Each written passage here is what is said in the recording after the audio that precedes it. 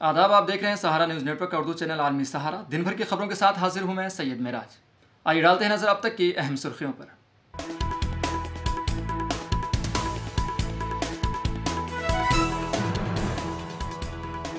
बृजभूषण सिंह के बेटे करण के काफिले ने कई अफराद को रौंदा, 2 नौजवानों की मौत।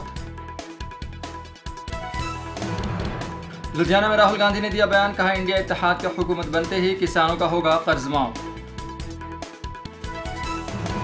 केजरीवाल को 2 जून को करना होगा सरेंडर, सुप्रीम कोर्ट ने जमानत में इजाफे की दरखास्त की मुस्तरद। 4 साल से जेल में बंद शर्जील इमाम को मिली हाई कोर्ट से जमानत।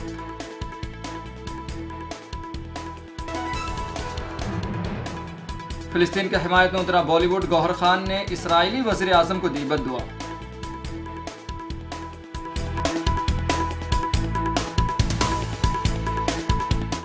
अब पेश है खबरों की तफसीलात। बालासोर उड़ीसा में वजीर आजम नरेंद्र मोदी ने कहा कि 10 साल पहले लोग समझते थे कि घोटालों को रोकना नामुमकिन है। पिछले 10 सालों में मोदी ने घोटाले से पाक हुकूमत चलाई है। 10 साल पहले महसूस हुआ कि दहशतगर्दी को रोका नहीं जा सकता। हमने मुल्क को बम धमाकों से आज़ाद कराया है। कि आज जम्मू कश्मीर में जश्न मनाया जा रहा है। भाइयों और बहनों, 10 साल पहले लोगों को लगता था कि घोटालों को रोकना असंभव था। 10 साल में बिना घोटाले की सरकार मोदी ने चला करके दिखाई है। 10 साल पहले लगता था कि आतंकवाद नहीं थामा जा सकता। हमने देश के बड़े शहरों को बम धमाकों से मुक्त करके दिखाया है। किसी ने सोचा नहीं था कि जम्मू कश्मीर में शांति आएगी। हमने 370 की दीवार गिराई। आज वहां लोकतंत्र का उत्सव मनाया जाता है। रिकॉर्ड मतदान हो रहा है। कांग्रेस सदर मल्लिकार्जुन खड़गे ने कहा कि नरेंद्र मोदी और नवीन पटनायक एक दूसरे के लिए अच्छे हैं, लेकिन आवाम के लिए दोनों ही खराब हैं। हालात ये हैं कि आज नरेंद्र मोदी के लोग नवीन पटनायक का मजाक उड़ा रहे हैं। ये उड़ीसा और यहाँ की आवाम की तौहीन है। 25 साल हुकूमत करते हुए जो यहाँ पर बैठे हैं, उनको मदद थी, एक दूसरे की मदद। मोदी उनको मदद करते और वो मोदी को मदद करते हैं। एक दूसरे से वो अच्छे हैं, लेकिन लोगों के लिए दोनों भी खराब है। लोगों के लिए दोनों भी खराब है। और आज वही मोदी जी के लोग और बीजेपी के नेता लोग नवीन पटनायक का मजाक उड़ा रहे।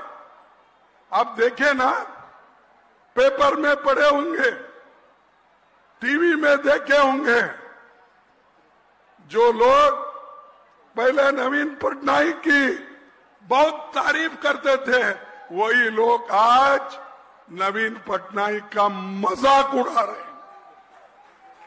यह अपमान है ओडिशा का, यह अपमान है लोगों का। इसका जिम्मेदार कौन है? नवीन पटनायक और मोदी जी है। लुधियाना में एक अवामी रैली से खिताब करते हुए कांग्रेस के रहनुमा राहुल गांधी ने कहा कि इंडिया इत्तेहाद की हुकूमत बनते ही हम किसानों के कर्जे माफ कर देंगे। जिस तरह इन्होंने यानी बीजेपी ने करोड़पतियों के कर्जे माफ किए हैं, हम सिर्फ माफ नहीं करेंगे, किसानों के कर्जे सिर्फ एक बार हम उसके लिए एक कमीशन बनाएंगे और उसे किसान कर्ज माफी आयोग का नाम देंगे। हम जितनी बार किसान की ज़रूरत होगी, हम खेती के कर्जे माफ़ करेंगे। हम उसके बाद किसानों को कानूनी MSP की जमानत देंगे, हुकूमत बनाएं। जैसे ही इंडिया गठबंधन की सरकार बनेगी, पहला काम, अगर वो अरबपतियों का कर्जा माफ करते हैं, हम पंजाब के किसानों का, हिंदुस्तान के किसानों का कर्जा माफ करने जा रहे हैं। और भाइयों बहनों किसानों, हम एक बार नहीं माफ करेंगे। हम सरकार में एक आयोग बनाएंगे, उसका नाम होगा किसान कर्जा माफी आयोग। और जब भी किसानों को कर्जा माफी की जरूरत होगी, वो आयोग सरकार को रिप्रेजेंट करेगा, सरकार को बताएगा और हम कर्जा माफ करेंगे।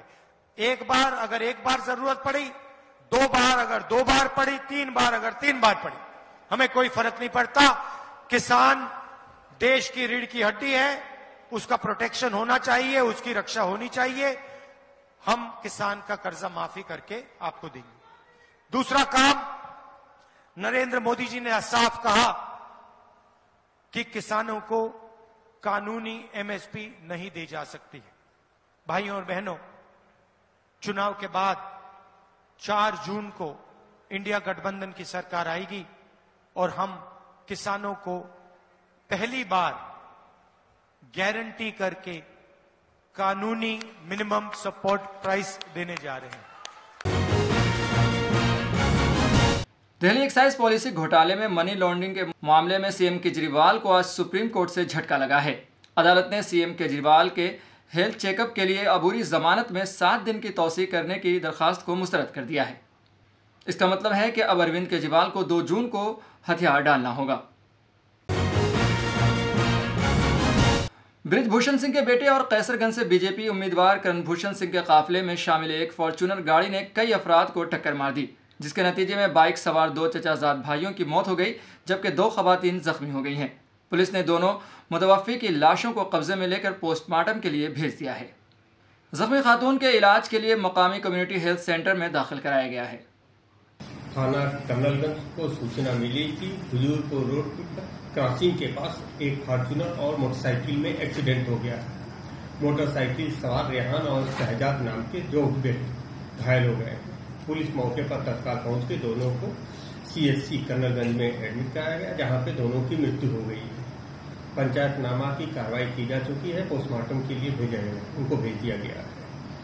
उनके परिजनों द्वारा एक तहरीर दी गई है। तहरीर के आधार पर सुसंगत धाराओं में अभियोग पंजीकृत किया जा रहा है। फॉर्च्यूनर को अपने कब्जे में ले लिया गया है। फॉर्च्यूनर का ड्राइवर भी हिरासत में ले लिया गया है। मौके पर शांति व्यवस्था बनी हुई है, लॉ एंड ऑर्डर की कोई समस्या नहीं है और अन्य विधिक कार्रवाई की जा रही है। मुल्क भर में गर्मी की शिद्दत बरकरार है और ज़्यादा से ज़्यादा दर्जे हरारत 45 डिग्री सेल्सियस से ज़्यादा रिकॉर्ड किया जा रहा है। दिल्ली में ज़्यादा से ज़्यादा दर्जे हरारत जो कि 50 डिग्री 49.9 डिग्री के करीब पहुंच गया, गुज़िश्ता 100 साल का रिकॉर्ड तोड़ दिया है। इसके अलावा राजस्थान, हरियाणा, मध्य प्रदेश, उत्तर प्रदेश और बिहार भी शदीद गर्मी की लपेट में है। कई रियासतों के स्कूलों में गर्मियों की छुट्टियां हैं, लेकिन बिहार में पढ़ाई जारी है। बुध को बिहार के बेगूसराय और शेखपुरा में तकरीबन 48 स्कूली तालिबात बेहोश हो गईं और क्लासरूम में गिर गईं। वहीं गर्मी के हवाले से IMD के सीनियर साइंसदान नरेश कुमार ने कहा कि हमने बिहार, झारखंड और उड़ीसा के लिए अब 2 दिन के लिए शदीद गर्मी की लहर जारी की है। 3 दिन के बाद जब वहां खलीज बंगाल से नमी आएगी, हालात में बेहतरी आएगी। मानसून के लिए साजगार हमारा अंदाज़ा है कि आने वाले 24 घंटों में मानसून केरला में पहुंच सकता है। दैट इज बिहार, झारखंड और उड़ीसा के लिए भी heat wave to severe heat wave 2 दिनों के लिए दे रखा है और उसके बाद डे 3 में वहां हीट वेव है और साथ में इसके साथ वार्म नाइट है। Warm night north west India में ही है।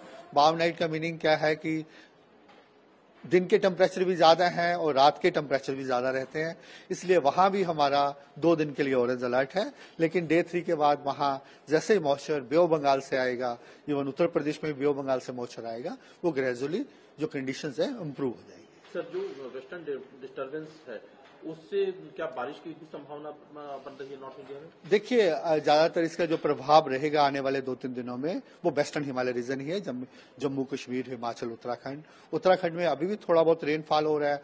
उसका कारण ये भी है कि बे ऑफ बंगाल से भी हवाएं आ रही हैं, तो उसके कारण भी हो रही है और WD का इम्पैक्ट रहेगा। इसके बाद पंजाब, हरियाणा में कहीं ना कहीं छोटा मोटा light rainfall, isolated type rainfall होने का अनुमान है। सर एक सवाल मानसून को लेकर के कि मानसून की क्या स्थिति है, कब तक अप्रोच करने वाला? देखिए अभी क्या है कि एक मानसून का जो सिनॉप्टिक फीचर है, एक शेयर जोन टाइप पैटर्न होता है, लो प्रेशर टाइप जोन, वो 4.5 और 5.8 पे है, वो एक फेवरेबल कंडीशंस होती हैं और बाकी भी मानसून की कंडीशंस है वो फेवरेबल हो रही हैं। तो हमारा अनुमान यही है आने वाले 24 घंटे में जो मानसून है वो केरला पे ऑनसेट हो सकता है। दिल्ली हाई कोर्ट ने दिल्ली फसाद मामले में मुलजिम शर्जील इमाम को बड़ी राहत देते हुए जमानत देने का फैसला सुनाया है। शर्जील इमाम पर जामिया मिल्ला इस्लामिया के इलाके और अलीगढ़ मुस्लिम यूनिवर्सिटी में मुबैना तौर से इश्तिआल अंगेज तकरीर करने से मुतालिक मुल्क से गद्दारी और UAPA गैर कानूनी सरगर्मी रोकथाम एक्ट का मामला दर्ज है। जस्टिस सुरेश कुमार कैत और जस्टिस मनोज जैन की डिविजनल बेंच ने इस बात को ध्यान में रखते हुए जमानत का हुक्म जारी किया है कि शर्जील इमाम अपने खिलाफ लगाए गए इल्जामात के लिए निफ्स सजा पहले ही काट चुके हैं। अक्सरियत के तहफ़्फ़ुज़ के बगैर इत्तेहाद का हुसूल मुमकिन नहीं है और अक़लियतों को अपनी मुतनव्वा तहज़ीब के तहफ़्फ़ुज़ का हक़ दिए जाने को उनकी खुशनुदी हासिल करने की कोशिश से ताबीर नहीं किया जा सकता। इन ख़यालात का इज़हार चाणक्य नेशनल लॉ यूनिवर्सिटी के vice chancellor professor Faizan Mustafa ने किया। वो नई दिल्ली के गालिब इंस्टीट्यूट में फ़खरुद्दीन अली अहमद यादगारी खुतबा दे रहे थे। खुतबे का उन्वान था आईने हिंदुस्तान के तहत तनव्वुर का इंतज़ाम।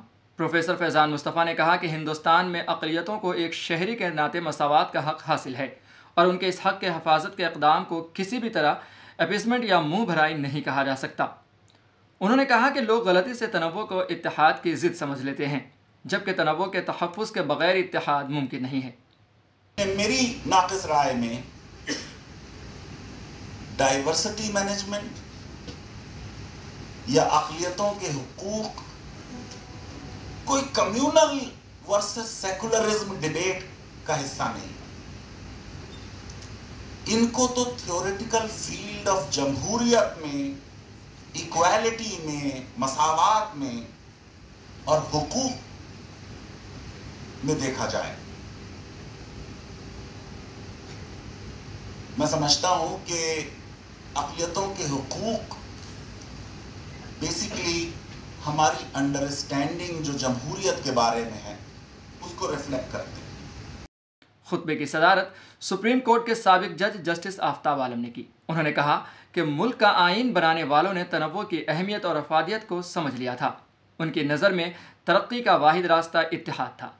गालिब इंस्टीट्यूट के सेक्रेटरी प्रोफेसर सदीकुर रहमान क़िदवई ने फ़खरुद्दीन अली अहमद मेमोरियल लेक्चर की अहमियत और ज़रूरत से रोशनास कराया।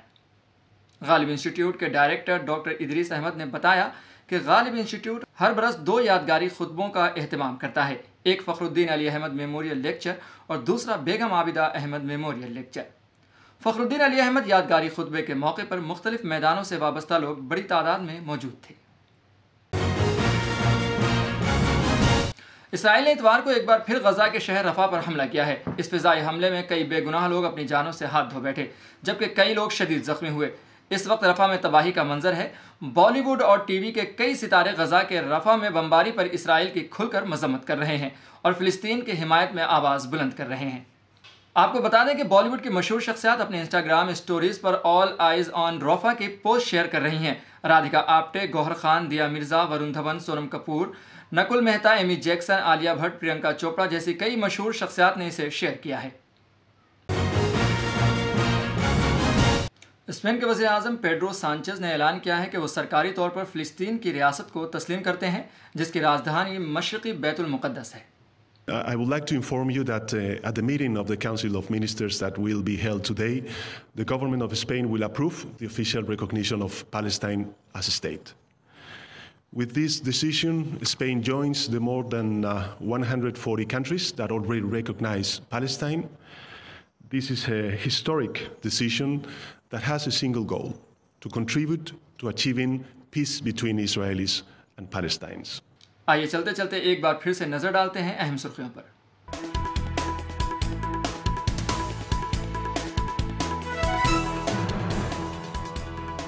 बृजभूषण सिंह के बेटे करण के काफिले ने कई अफराद को रौंदा, 2 नौजवानों की मौत। लुधियाना में राहुल गांधी ने दिया बयान, कहा इंडिया इत्तेहाद की हुकूमत बनते ही किसानों का होगा कर्ज माफ। केजरीवाल को 2 जून को करना होगा सरेंडर। सुप्रीम कोर्ट ने जमानत में इजाफे की दरखास्त की मुस्तरद।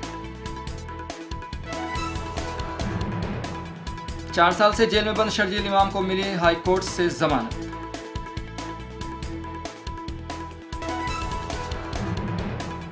फिलिस्तीन की हिमायत में उतरा बॉलीवुड। गौहर खान ने इसराइली वजीर आजम को दी बद्दुआ।